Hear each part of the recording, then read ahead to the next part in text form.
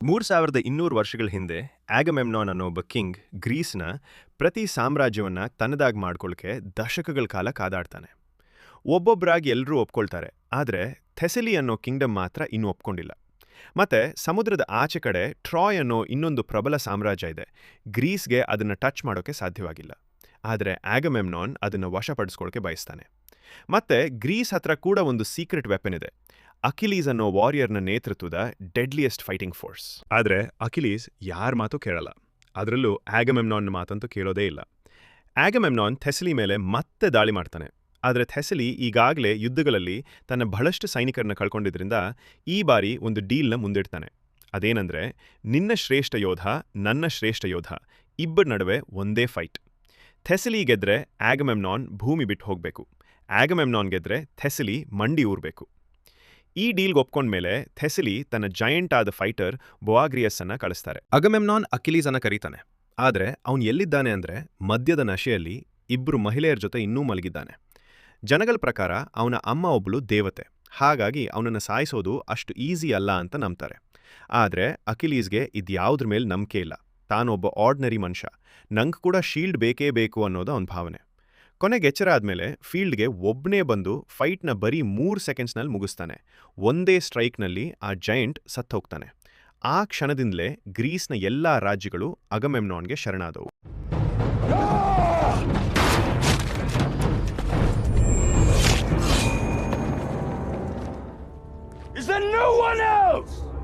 ದೂರದ ಸ್ಪರ್ತಾನಲ್ಲಿ ಕಿಂಗ್ ಮೆನಲೇಯಸ್ನ ಹೆಂಡತಿ ಹೆಲೆನ್ ಇದ್ದಾಳೆ.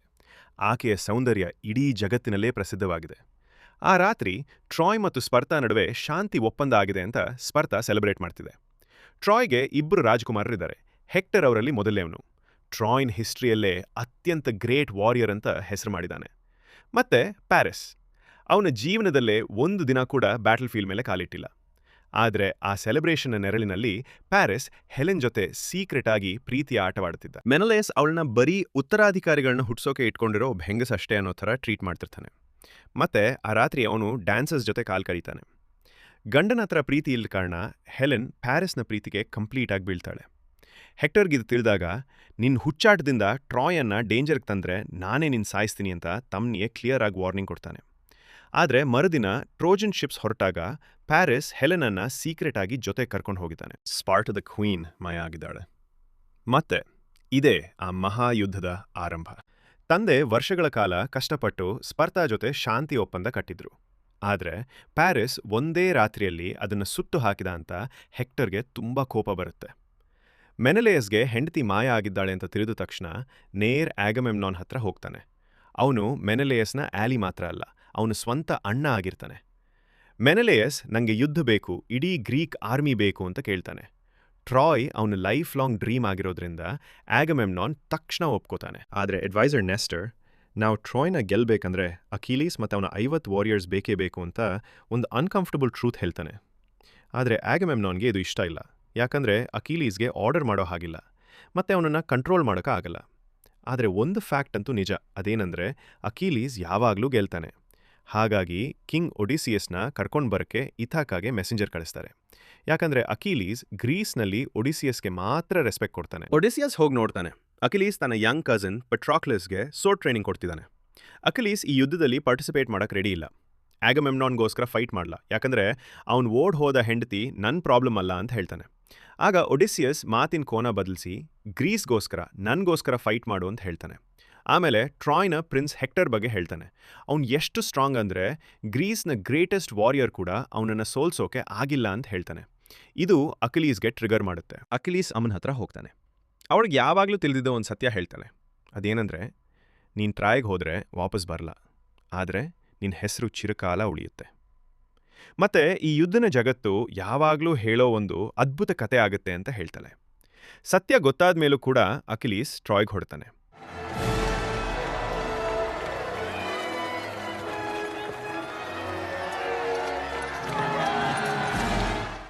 ಕಿಂಗ್ ಪ್ರಿಯಮ್ ತನ್ನ ಮಕ್ಕಳನ್ನ ವೆಲ್ಕಮ್ ಮಾಡ್ತಾನೆ. ಪ್ಯಾರಿಸ್ ಹೆಲೆನ್ಲನ್ನ ತನ್ನ ಫ್ಯೂಚರ್ ವೈಫ್ ಅಂತ ಇಂಟ್ರೊಡ್ಯೂಸ್ ಮಾಡ್ತಾನೆ. ಹೆಕ್ಟರ್ ತನ್ನ ಹೆಂಡತಿ ಆಂಡ್ರೋಮಕಿ ಮತ್ತು ಅವನ ಮಗನ ಜೊತೆ ಒಂದಾಗ್ತಾನೆ. ಹಾಗೆಯೇ ದೇವಾಲಯಕ್ಕೆ ತನ್ನ ಜೀವನವನ್ನು ಮುಡಿಪಾಗಿಟ್ಟಿರುವ ಆ ಇಬ್ಬರು ರಾಜಕುಮಾರರ ಸೋದರ ಸಂಬಂಧಿಯಾದ ಬ್ರೇಯಸ್ ಎಂಬಾಕೆಯನ್ನು ನಾವು ಭೇಟಿಯಾಗ್ತೇವೆ. ಆಮೇಲೆ ಹೆಕ್ಟರ್ ಹೆಲೆನ್ಲನ್ನ ತಕ್ಷಣ ಸ್ಪಾರ್ತಾಗ್ ವಾಪಸ್ ಕಳಿಸು ಅಂತ ಹೇಳ್ತಾನೆ. ಆದರೆ ಪ್ರಿಯಾಮ್ ಹೆಲೆನ್ನ ಕಳಿಸಿದ್ರೆ ಪ್ಯಾರಿಸ್ನ ಸಾವು ಖಚಿತ ಅಂತ ರೆಫ್ಯೂಸ್ ಮಾಡ್ತಾನೆ. ಆದರೆ ಹೆಕ್ಟರ್ ಟ್ರಾಯ್ ಈ ಯುದ್ಧನ ಗೆಲ್ಲಲ್ಲ ಅಂತ ವಾರ್ನ್ ಮಾಡ್ತಾನೆ. ಆದರೆ ಪ್ರಿಯಾಮ್ 2 ವಿಷಯಗಳನ್ನ ನಂಬ್ತಾನೆ. ಒಂದು, ತನ್ನ ಬಲಿಷ್ಠವಾದ ಗೋಡೆಗಳು. ಇದುವರೆಗೂ ಯಾವ ಸೈನ್ಯ ಕೂಡ ಅದನ್ನು ದಾಟಿಲ್ಲ. ಮತ್ತು ಎರಡನೇದು, ಅಪೋಲೋ, ತನ್ನ ರಾಜ್ಯನ ಕಾಯೋ ದೇವರು. ಸೊ ಟ್ರಾಯ್ ಕೂಡ ತಯಾರಿ ಮಾಡ್ಕೊಳ್ತೆ. ಕರಾವಳಿ ಯುದ್ಧಕ್ಕೂ ವೆಪನ್ಸ್ಗಳನ್ನ ತಯಾರಿಸಿ ಡಿಫೆನ್ಸ್ ಸಿಸ್ಟಮ್ನ ಫೋರ್ಜ್ ಮಾಡ್ತಾರೆ, ಮತ್ತೆ ಸೈನಿಕರು ಕೋಟೆನ ಕಾಯ್ತಿರ್ತಾರೆ. ಆಗ ಹೊರೈಸನ್ನಲ್ಲಿ 1000 ಗ್ರೀಕ್ ಶಿಪ್ಸ್ ಕಾಣ್ತವೆ. ಅದರಲ್ಲಿ ಒಂದು ಶಿಪ್ ಮುಂದೆ ಇರುತ್ತೆ, ಯಾಕಂದ್ರೆ ಅಕಿಲೀಸ್ ಮತ್ತು ಅವನ 50 ಮರ್ಮೆಡಾನ್ಸ್ ಆರ್ಡರ್ಸ್ಗಾಗಿ ಕಾಯಲ್ಲ. ಅವ್ರು ಮೊದಲು ಕಡಲ ತೀರವನ್ನು ವಶಪಡಿಸ್ಕೊಳ್ಳೋಕೆ ಪ್ಲಾನ್ ಮಾಡ್ತಾರೆ. ಪ್ಯಾಟ್ರಿಕ್ಲಸ್ ಜೊತೆಗೆ ಬರ್ತೀನಿ ಅಂತ ಬೇಡ್ಕೊಳ್ತಾನೆ, ಆದರೆ ಅಕಿಲಸ್ ನೀನಿನ್ನು ರೆಡಿ ಇಲ್ಲ, ಶಿಪ್ನ ನೋಡ್ಕೋ ಅಂತ ಹೇಳ್ತಾನೆ. ಟ್ರಾಯ್ನಲ್ಲಿ ಹೆಕ್ಟರ್ ಎಲ್ಲ ಸಿವಿಲಿಯನ್ಸ್ಗಳನ್ನ ಗೋಡೆ ಒಳಗೆ ಕರೀತಾನೆ. ಬೀಚ್ನಲ್ಲಿ ಅಕಿಲಸ್ ತನ್ನ ಯೋಧರಿಗೆ ಹುರಿದುಂಬಿಸಿ ಒಳಗೆ ನುಗ್ಗೋಕೆ ಹೇಳ್ತಾನೆ. ಆಮೇಲೆ ಬೀಚ್ ಮೇಲೆ ಯುದ್ಧ ಸ್ಫೋಟ ಆಗುತ್ತೆ. ಹಡಗುಪಡೆಯಿಂದ ಯಾವ ಸಪೋರ್ಟ್ ಇಲ್ಲದೆ ಮರ್ಮಿಡಾನ್ಸ್ ಒಬ್ಬರೇ ಟ್ರೋಜನ್ ಡಿಫೆಂಡರ್ಸನ್ನು ಹಿಂದೆ ತಳ್ಳಿ ಸಿಟಿ ಗೇಟ್ಸ್ ತನಕ ಓಡಿಸ್ತಾರೆ.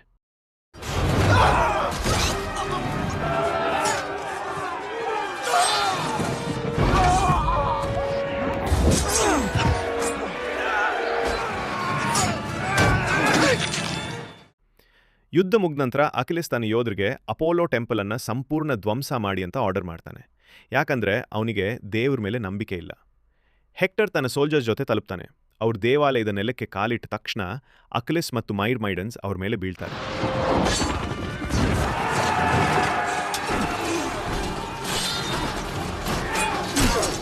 ಹೆಕ್ಟರ್ ಅಕಿಲೀಸ್ ಅನ್ನ ಅನ್ಆರ್ಮ್ಡ್ ಪ್ರೀಸ್ ಅನ್ನ ಕೊಂದಿದ್ದಾರೆ ಅಂತ ಡೈರೆಕ್ಟ್ಲಿ ಚಾಲೆಂಜ್ ಮಾಡ್ತಾನೆ. ಆದರೆ ಅಕಿಲೀಸ್ ಪ್ರಿನ್ಸ್ ಸಾಯೋದನ್ನು ನೋಡೋಕ್ಕೆ ಆಡಿಯನ್ಸ್ ಬೇಕು, ಆದರೆ ಇಲ್ಲಿ ನೋಡೋರು ಯಾರು ಇಲ್ಲ ಅಂತ ರೆಫ್ಯೂಸ್ ಮಾಡ್ತಾನೆ. ಹೆಕ್ಟರ್ ಜೊತೆ ಬಂದಿದ್ದ ಎಲ್ಲ ಸೋಲ್ಜರ್ಸ್ ಅಲ್ಲೇ ಸಾಯ್ತಾರೆ. ಅಕಿಲೀಸ್ ಹೆಕ್ಟರನ್ನು ನಮ್ಮ ಯುದ್ಧ ಇನ್ನೂ ಮುಗ್ದಿಲ್ಲ ಅಂತ ಹೇಳಿ ಹೋಗಕ್ಕೆ ಬಿಡ್ತಾನೆ. ಆಮೇಲೆ ತನ್ನ ಸೈನ್ಯದ 2ನೇ ನಾಯಕ ಯುಡೋರಸ್ ಟೆಂಪಲ್ನಲ್ಲಿ ಸಿಕ್ಕ ಒಬ್ಳು ಪ್ರಿಸ್ನರ್ ತರ್ತಾನೆ. ಅದು ಬ್ರಿಸೇಯಿಸ್. ಅವಳನ್ನು ಟ್ರೋಫಿ ಥರ ಅಕಿಲೀಸ್ಗೆ ಆಫರ್ ಮಾಡ್ತಾನೆ. ಆದರೆ ಅಕಿಲೀಸ್ ತಂದೆ ಸೈನಿಕರ ಮೇಲೆ ತಿರುಗ್ತಾನೆ. ನನ್ನ ಯುದ್ಧ ಜೀವನದಲ್ಲಿ ನಾನೊಬ್ಬ ಪ್ರೀಸ್ಟನ್ನು ಕೊಂದಿಲ್ಲ. ಆ ಟೆಂಪಲ್ನಲ್ಲಿ ಪ್ರೀಸ್ಟ್ಗಳನ್ನ ಕೊಂದಿದ್ದು ನೀವು. ಇದ್ರ ಜೊತೆ ನನಗೆ ಯಾವ ಸಂಬಂಧ ಬೇಡ ಅಂತ ಕ್ಲಿಯರ್ ಆಗಿ ಹೇಳ್ತಾನೆ. ಕೋಸ್ನಲ್ಲಿ ಗ್ರೀಕ್ಸ್ ತಮ್ಮ ಕ್ಯಾಂಪ್ಸ್ ಕಟ್ತಾರೆ. ಗ್ರೀಸ್ನ ರಾಜರೆಲ್ಲರೂ ಆಗ್ಯಮೆಮ್ನಾನ್ ಹತ್ರ ಗಿಫ್ಟ್ಸ್ ತಂದು ಟ್ರಾಯ್ನ ಕಡಲ್ ತೀರವನ್ನು ತಗೊಂಡದಕ್ಕೆ ಕಾಂಗ್ರ್ಯಾಚುಲೇಟ್ ಮಾಡ್ತಾರೆ. ಆದರೆ ನಿಜವಾಗ್ಲೂ ಅದನ್ನು ತಗೊಂಡದ್ದು ಅಕಿಲೀಸ್. ಆಗ್ಯಮೆಮ್ನಾನ್ ಟೆಂಟ್ನಲ್ಲಿ ಅಕಿಲೀಸ್ ಜೊತೆ ಒಬ್ಬನೇ ಮಾತಾಡ್ತಾನೆ. ಗ್ರೀಸ್ನ ರಾಜರು ಒಬ್ಬ ಸೈನಿಕನ ಮುಂದೆ ಎಂದಿಗೂ ತಲೆಬಾಗಲ್ಲ. ಇತಿಹಾಸ ಯಾವತ್ತೂ ಯೋಧನನ್ನ ನೆನಪಿನಲ್ಲಿಟ್ಕೊಳ್ಳಲ್ಲ, ರಾಜನನ್ನ ಮಾತ್ರ ನೆನಪಲ್ಲಿಟ್ಕೊಳ್ಳುತ್ತೆ ಅಂತ ಹೇಳ್ತಾನೆ. ಆಮೇಲೆ ಬ್ರಿಸೇಯಸನ್ನು ಈ ರಾತ್ರಿ ತಾನು ಯೂಸ್ ಮಾಡ್ಕೋತೀನಿ ಅಂತ ಹೇಳ್ತಾನೆ. ಅಕಿಲೀಸ್ ಒಳಗೆ ಏನೋ ಶಿಫ್ಟ್ ಆಗುತ್ತೆ.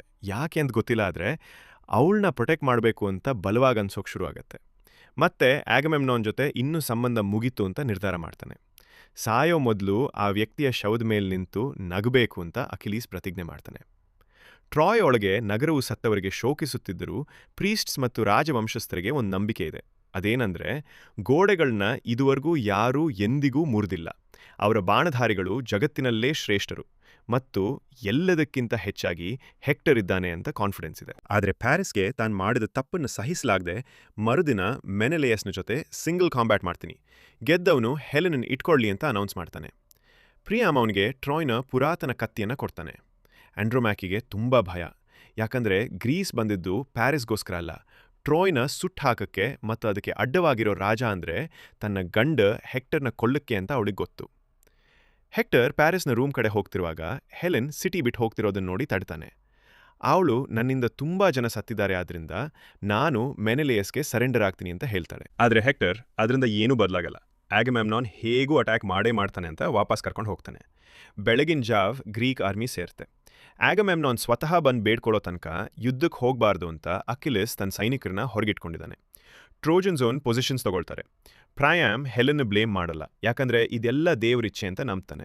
ಗ್ರೀಕ್ ಆರ್ಮಿ ಕಾಣಿಸ್ಕೊಂಡ ತಕ್ಷಣ ಅದ್ರ ಬೃಹತ್ ಗಾತ್ರ ನೋಡಿ ಎಲ್ಲರೂ ಒಂದು ಕ್ಷಣ ಸೈಲೆಂಟ್ ಆಗ್ತಾರೆ. 2 ಸೈಡ್ಸ್ ಲೀಡರ್ಸ್ ಮಿಡಲ್ನಲ್ಲಿ ಭೇಟಿ ಆಗ್ತಾರೆ. ಆಗ್ಯಮೆಮ್ನಾನ್ ಹೆಲೆನ್ ವಾಪಸ್ ಕಳಿಸ್ಬೇಕು ಮತ್ತು ಟ್ರಾಯ್ ಮಂಡಿ ಊರಬೇಕು ಅಂತ ಡಿಮ್ಯಾಂಡ್ ಮಾಡ್ತಾನೆ. ಆದರೆ ಹೆಕ್ಟರ್ ಟ್ರಾಯ್ನ ಯಾವ ರಾಜನೂ ಇದುವರೆಗೂ ಬೇರೆ ರಾಜ್ಯದ ಮುಂದೆ ತಲೆ ಬಾಗಿಲ್ಲ ಅಂತ ರೆಫ್ಯೂಸ್ ಮಾಡ್ತಾನೆ. ಆಮೇಲೆ ಪ್ಯಾರಿಸ್ ಕೂಡ ಮೆನೆಲೇಸ್ ಜೊತೆ ಒಬ್ಬನೇ ಹೋರಾಡ್ತೀನಿ ಮತ್ತು ರಿಸಲ್ಟ್ ಏನೇ ಬರಲಿ ಯುದ್ಧ ಅಲ್ಲಿಗೆ ಮುಗಿಬೇಕು ಅಂತ ತನ್ನ ಆಫರ್ ಇಡ್ತಾನೆ. ಆದರೆ ಆಗ್ಯಮೆಮ್ನಾನ್ಗೆ ಶಾಂತಿ ಬೇಕಾಗಿಲ್ಲ, ಅವನಿಗೆ ಬೇಕಿರೋದು ಟ್ರಾಯ್, ಮತ್ತು ಮೆನೆಲೇಸ್ಗೆ ಬೇಕಿರೋದು ಅವ್ರ ರಕ್ತ. ಸೊ ಪ್ಯಾರಿಸ್ ಸತ್ರೂ ಕೂಡ ನಾವು ಅಟ್ಯಾಕ್ ಮಾಡ್ಬೋದು ಅಂತ ಆಗ್ಯಮೆಮ್ನಾನ್ ಯೋಚಿಸ್ತಾನೆ. ಡುವೆಲ್ ಶುರುವಾಗತ್ತೆ, ಮತ್ತದು ತುಂಬ ಭೀಕರವಾಗಿರುತ್ತೆ. ಪ್ಯಾರಿಸ್ ಎಂದಿಗೂ ನಿಜವಾದ ಯುದ್ಧವನ್ನು ಮಾಡಿಲ್ಲ ಅಥವಾ ಯಾರನ್ನೂ ಕೊಂದಿಲ್ಲ. ಅವನ ಪ್ರತಿಯೊಂದು ದಾಳಿಯಲ್ಲೂ ಆ ಕೊರತೆ ಎದ್ದು ಕಾಣಿಸುತ್ತೆ.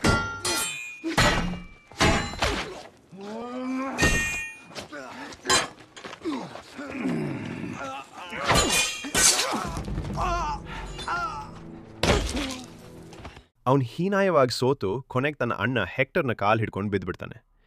ಹೆಕ್ಟರ್ ಅವ್ರು ಮಾಡ್ಕೊಂಡು ಡೀಲ್ ಮತ್ತೆ ಪ್ಯಾರಿಸ್ ನಡುವೆ ಒಂದನ್ನು ಚೂಸ್ ಮಾಡಬೇಕಾಗತ್ತೆ. ಸೊ ಕೊನೆಗೆ ಪ್ಯಾರಿಸ್ನ ಉಳಿಸೋಕ್ಕೆ ಮೆನಲೇಯಸ್ನ ಖುದ್ದು ಅವನು ಸಾಯಿಸ್ಬಿಡ್ತಾನೆ. ಆಗ್ಯಮೆಮ್ನಾನ್ ಅದನ್ನು ಎಕ್ಸ್ಕ್ಯೂಸ್ ಆಗಿ ತಗೊಳ್ತಾನೆ. ಗ್ರೀಕ್ಸ್ ಚಾರ್ಜ್ ಮಾಡ್ತಾರೆ, ಆದರೆ ಟ್ರೋಜನ್ಸ್ ಗೋಡೆ ಹತ್ರ ಗಟ್ಟಿಯಾಗಿ ನಿಲ್ತಾರೆ. ಮೇಲಿನಿಂದ ಬಾಣ್ಗಳ ಸುರಿಮಳೆ ಬರುತ್ತೆ. 100 ಗ್ರೀಕ್ ಸೋಲ್ಜರ್ಸ್ ಸಾಯ್ತಾರೆ.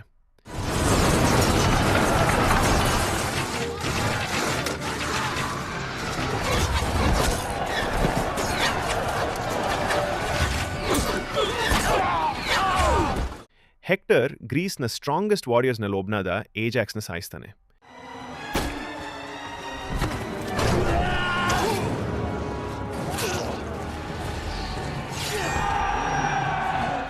ಸತ್ತವರ ಶವಗಳ ರಾಶಿ ಬೆಳೀತಿದ್ದಂತೆ ಆಗ್ಯಮೆಮ್ನಾನ್ ತನ್ನ ಆರ್ಮಿಯನ್ನ ಹಿಂದೆ ತಗೊಂಡು ಹೋಗ್ತಾನೆ. ನಂತರ ಗ್ರೀಕ್ಸ್ ತಮ್ಮ ಮೃತರ ಶವಗಳನ್ನು ಸುಡ್ತಾರೆ. ಅಗಮೆಮ್ನಾನ್ ತನ್ನ ಅಣ್ಣನ ಸ್ಮರಣೆಗೆ ಟ್ರಾಯ್ ನಗರವನ್ನು ವಶಪಡಿಸಿಕೊಂಡು ಸುಟ್ಟು ಹಾಕ್ತೀನಿ ಅಂತ ಪ್ರತಿಜ್ಞೆ ಮಾಡ್ತಾನೆ. ಆದರೆ ಸೈನಿಕರ ಸ್ಪಿರಿಟ್ ಪೂರ್ತಿ ಮುರಿದಿದೆ. ಅವರಲ್ಲಿನ ಉತ್ಸಾಹ ಮಾಯವಾಗಿದೆ. ಅವರನ್ನು ಮತ್ತೆ ಹುರಿದುಂಬಿಸಲು ಅವರಿಗೆ ಅಕಿಲಿಸ್ ಬೇಕು. ಆದರೆ ಅಗಮೆಮ್ನಾನ್ ಅವನನ್ನು ಕರೆಸಲು ನಿರಾಕರಿಸುವುದರಿಂದ ಬದಲಿಗೆ ಒಡಿಸಿಯಸ್ ಅಲ್ಲಿಗೆ ಹೋಗ್ತಾನೆ. ಆ ರಾತ್ರಿ ಗ್ರೀಕ್ ಸೋಲ್ಜರ್ಸ್ ಬ್ರಿಸೇಯಸ್ ಮೇಲೆ ಬಲಾತ್ಕಾರ ಮಾಡಕ್ಕೆ ಹೋದಾಗ ಅಕಿಲಿಸ್ ಸಮಯಕ್ಕೆ ಸರಿಯಾಗಿ ಬಂದು ಉಳಿಸ್ತಾನೆ. ಆಮೇಲೆ ಅವಳಿಗೆ ದೇವರಿಲ್ಲ ಅನ್ನೋ ತಾನು ವಾಸ್ತವವಾಗಿ ನಂಬುವ ವಿಷಯದ ಬಗ್ಗೆ ಹೇಳ್ತಾನೆ. ಅದೇ ರಾತ್ರಿ ಅವನು ಮಲಗಿರುವಾಗ ಅವಳ ಕುತ್ತಿಗೆಯ ಬಳಿ ಚಾಕು ಹಿಡ್ತಾಳೆ. ಅವನು ತಡೆಯಲ್ಲ. ಎಲ್ಲರೂ ಒಂದಿನ ಸಾಯ್ತಾರೆ ಅಂತ ಹೇಳ್ತಾನೆ. ಕೊನೆಗೆ ಅವಳಿಂದ ಅವನ್ನ ಸಾಯಿಸೋಕೆ ಆಗಲ್ಲ. ಆ ದ್ವೇಷದ ನಡುವೆ ಇಬ್ಬರೂ ಅರಿಯದಂತೆ ಪ್ರೀತಿಯಲ್ಲಿ ಬೀಳ್ತಾರೆ. ಬೆಳಗ್ಗೆ ಒಡಿಸಿಯಸ್ ಸೈನ್ಯಕ್ಕೆ ನಿಜವಾಗ್ಲೂ ನಿನ್ನ ಅಗತ್ಯತೆ ಇದೆ ಅಂತ ಮತ್ತೊಮ್ಮೆ ಬೇಡ್ಕೊಳ್ತಾನೆ. ಆದರೆ ಅಕಿಲೆಸ್ ಒಪ್ಪಲ್ಲ. ನಾನು ಮನೆಗೆ ಹೋಗ್ತಿದ್ದೀನಿ ಅಂತ ಹೇಳ್ತಾನೆ. ಟ್ರಾಯ್ ನಗರದೊಳಗೆ ಗ್ರೀಕರ ಮನೋಸ್ಥೈರ್ಯ ಕುಸಿದಿದೆ ಎಂದು ವಾದಿಸ್ತಾ ಪ್ರೀಸ್ ಮತ್ತು ನೋಬಲ್ಸ್ ಪ್ರಿಯಾಮನ್ನ ಅಟ್ಯಾಕ್ ಮಾಡುವಂತ ಪುಷ್ ಮಾಡ್ತಾರೆ. ಆದರೆ ಹೆಕ್ಟರ್ ಅದನ್ನು ತಡೆಯಕ್ಕೆ ಟ್ರೈ ಮಾಡ್ತಾನೆ. ಅಕಿಲೀಸ್ ಮತ್ತು ಮರ್ಮಿಡಾನ್ಸ್ ಇನ್ನೂ ಫೀಲ್ಡ್ಗೆ ಇಳದೇ ಇಲ್ಲ ಅಂತ ವಾರ್ನ್ ಮಾಡ್ತಾನೆ. ಆದರೆ ಪ್ರಯಮ್ ಟ್ರಾಯ್ ಖಂಡಿತವಾಗಿಯೂ ಗೆಲ್ಲುತ್ತೆ ಅಂತ ಪ್ರತಿಜ್ಞೆ ಮಾಡುವ ತಮ್ಮ ಪ್ರೀಸ್ಟ್ಸ್ಗಳ ಮಾತನ್ನು ನಂಬ್ತಾನೆ. ಸೂರ್ಯೋದಯಕ್ಕೂ ಮೊದಲೇ ತನಗೆ ಫೆಮಿಲಿಯರ್ ಆದ ಒಂದು ಸೌಂಡ್ ಕೇಳಿ ಅಕಿಲೀಸ್ ಎಚ್ಚರಾಗ್ತಾನೆ. ಟ್ರಾಯ್ ಕತ್ಲಲ್ಲಿ ಅಟ್ಯಾಕ್ ಮಾಡ್ತಿದ್ದಾರೆ. ಗ್ರೀಕ್ಸ್ ಅಡ್ಡದಿಡ್ಡಿಯಾಗಿ ಓಡಿ ಯುದ್ಧಕ್ಕೆ ರೆಡಿಯಾಗೋಕ್ಕೆ ಟ್ರೈ ಮಾಡ್ತಾರೆ. ಆದರೆ ಟ್ರೋಜನ್ಸ್ ಈಗಾಗಲೇ ಅಡ್ವಾಂಟೇಜ್ ತಗೊಂಡಿದ್ದಾರೆ. 16,000 ಟ್ರೋಜನ್ಸ್ ಬೀಚ್ ಸುತ್ತುವರಿತಾರೆ. ಸ್ಪಿಯರ್ಸ್ ಮತ್ತು ಶೀಲ್ಡ್ಸ್ ಬಡಿದು ಶತ್ರುಗಳ ಧೈರ್ಯವನ್ನು ಕುಂದಿಸುತ್ತಾರೆ. ಗ್ರೀಕರ ರಕ್ಷಣಾ ಸಾಲು ಮುರಿಯುವ ಹಂತಕ್ಕೆ ಬಂದಾಗ ಅಕಿಲೆಸ್ ಮತ್ತು ಮರ್ಮಿಡಾನ್ಸ್ ಸೈನಿಕರು ಯುದ್ಧ ಭೂಮಿಗೆ ನುಗ್ಗಿ ಬರುತ್ತಾರೆ. ಗ್ರೀಕ್ಸ್ ಮತ್ತೆ ಚೇತರಿಸಿಕೊಳ್ತಾರೆ. ಕೊನೆಗೆ ಎಲ್ಲರೂ ನಿರೀಕ್ಷಿಸಿದಂತೆಯೇ ಆ ಕ್ಷಣ ಬರುತ್ತೆ. ಅಕಿಲೆಸ್ ಮತ್ತು ಹೆಕ್ಟರ್ ಫೇಸ್ ಟು ಫೇಸ್. ಎರಡೂ ಸೈಡ್ಸ್ನ ಎಲ್ಲ ಸೈನಿಕರು ನೋಡ್ತಿದ್ದಾರೆ.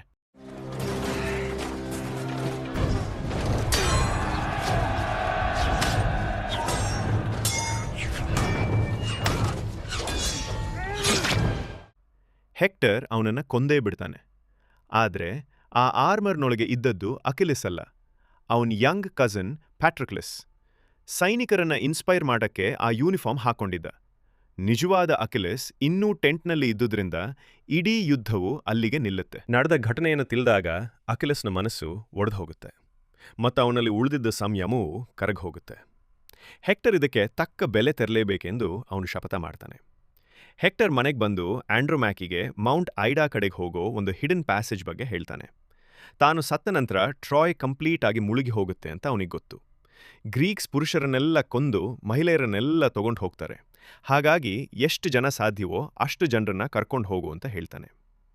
ಅತ್ತ ಅರಮನೆಯಲ್ಲಿ ಡ್ಯೂಲ್ನ ಸೋಲಿನಿಂದ ಉಂಟಾದ ಅವಮಾನದ ಬೆಂಕಿಯಲ್ಲಿ ಬೇಯುತ್ತಿದ್ದ ಪ್ಯಾರಿಸ್ ಬಿಲ್ಲುಗಾರಿಕೆಯ ಅಭ್ಯಾಸವನ್ನು ಶುರು ಮಾಡ್ತಾನೆ. ಮರುದಿನ ಬೆಳಗ್ಗೆ ಅಕಿಲೀಸ್ ಒಬ್ಬನೇ ಟ್ರಾಯ್ ಕಡೆ ನಡೆದು ಹೋಗ್ತಾನೆ. ಬ್ರೈಸಿಸ್ ತಡೆಯಕ್ಕೆ ಟ್ರೈ ಮಾಡ್ತಾಳೆ, ಆದರೆ ಅವನು ಕೇಳೋ ಸ್ಥಿತಿಯಲ್ಲಿಲ್ಲ. ಅವನು ನಗರದ ಕೋಟೆಯ ಗೋಡೆ ಬಳಿ ನಿಂತು ಹೆಕ್ಟರ್ ನನ್ನ ಹೊರಗೆ ಬರುವಂತೆ ಸವಾಲು ಹಾಕ್ತಾನೆ. ಹೆಕ್ಟರ್ ಕೆಳಗೆ ಹೋಗೋ ಮೊದಲು ತನ್ನ ಮನಸ್ಸು ಶಾಂತ ಮಾಡ್ಕೊಳ್ತಾನೆ. ಪ್ಯಾರಿಸ್ಗೆ ಗುಡ್ ಬೈ ಹೇಳ್ತಾನೆ. ಹೆಂಡತಿ ಮತ್ತು ಮಗನ್ನ ಕೊನೆಯ ಸಲ ಕಿಸ್ ಮಾಡ್ತಾನೆ. ಫೀಲ್ಡ್ನಲ್ಲಿ ಹೆಕ್ಟರ್ ಗೆದ್ದವನು, ಸೋತವನಿಗೆ ಸರಿಯಾದ ಸಮಾಧಿ ಮಾಡಲು ಅವಕಾಶ ಕೊಡಬೇಕು ಅಂತ ಒಂದು ಅಗ್ರಿಮೆಂಟ್ ಪ್ರಪೋಸ್ ಮಾಡ್ತಾನೆ. ಆದರೆ ಅಕಿಲೀಸ್ ಒಪ್ಪಂದ ಮಾಡೋಕ್ಕೆ ಬಂದಿಲ್ಲ, ಅವನನ್ನು ಕೊಲ್ಲಕ್ಕೆ ಬಂದಿದ್ದಾನೆ. ನಂತರ ಇಡೀ ಜಗತ್ತು ಕಾಯ್ತಿದ್ದ ಜಗತ್ತಿನ ಇಬ್ಬರು ಗ್ರೇಟೆಸ್ಟ್ ವಾರಿಯರ್ಸ್ಗಳ ಆ ಫೈಟ್ ಶುರು ಆಗುತ್ತೆ. ಸ್ವಲ್ಪ ಹೊತ್ತು ಇಬ್ಬರು ಈಕ್ವಲ್ ಆಗಿ ಫೈಟ್ ಮಾಡ್ತಾರೆ. ಆದರೆ ನಿಧಾನವಾಗಿ ಅಕಿಲೀಸ್ ಮೇಲುಗೈ ಸಾಧಿಸಿ ಹೆಕ್ಟರ್ ಬೀಳ್ತಾನೆ.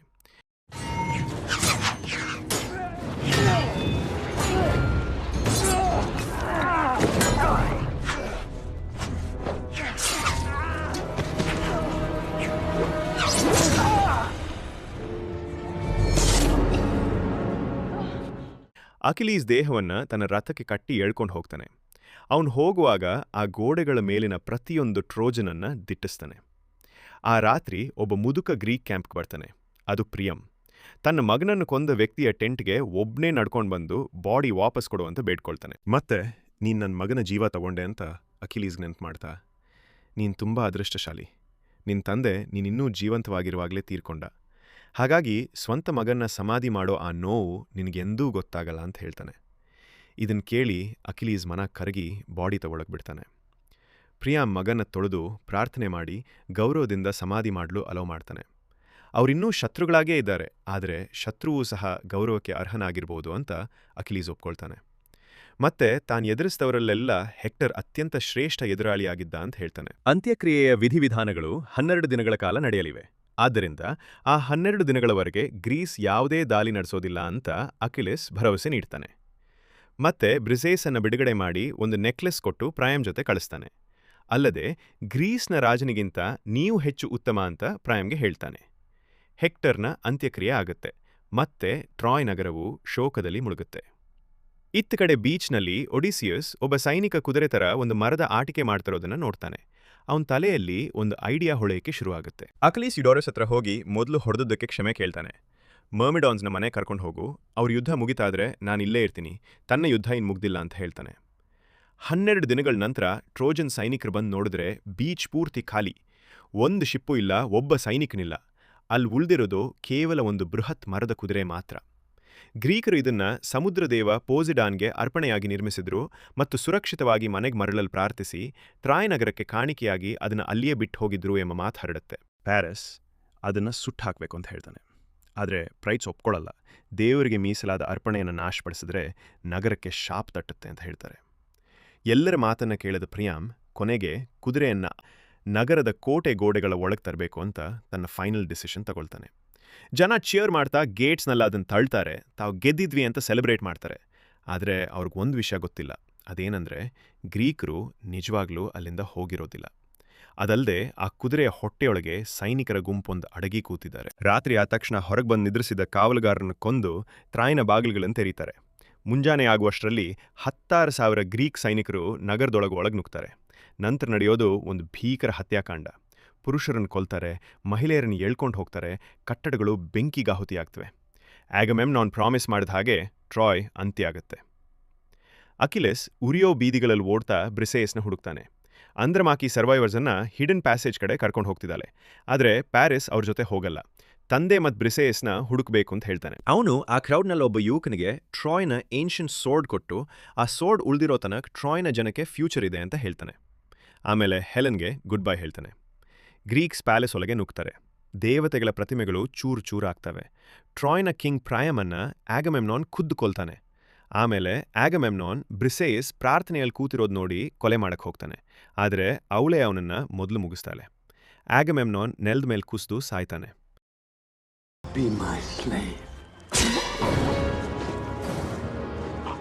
ಸೈನಿಕರು ಅವಳ ಮೇಲೆ ಬೀಳ್ತಾರೆ. ಅದೇ ಕ್ಷಣದಲ್ಲಿ ಅಕಿಲೆಸ್ ಬಂದು ಸೇವ್ ಮಾಡ್ತಾನೆ.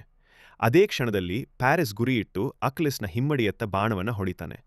ಅಕಿಲೆಸ್ ಎದ್ದು ನಿಲ್ಲಕ್ಕೆ ಟ್ರೈ ಮಾಡ್ತಾನೆ. ಆದರೆ ಪ್ಯಾರಿಸ್ ಒಂದರ ನಂತರ ಒಂದರಂತೆ ಬಾಣಗಳನ್ನ ಹೊಡಿತಲೇ ಇರ್ತಾನೆ.